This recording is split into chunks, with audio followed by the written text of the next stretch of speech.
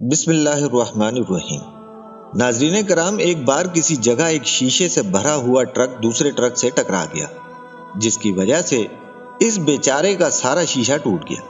قصوروار یعنی دوسرا ڈرائیور حسب معمول بھاگ گیا اور جس کا شیشے کا نقصان ہو گیا تھا وہ فٹ پاتھ پر سر پکڑ کر بیٹھ گیا اور کہنے لگا کہ اب میں مالک کو کیا جواب دوں گا۔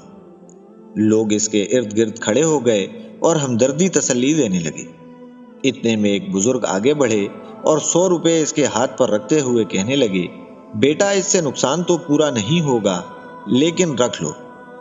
بزرگ کی دیکھا دیکھی باقی لوگوں نے بھی اس کے ہاتھ پر 150 کے نوٹ رکھنے شروع کر دیے۔ تھوڑی ہی دیر میں اس کے شیشے کی قیمت پوری ہو گئی۔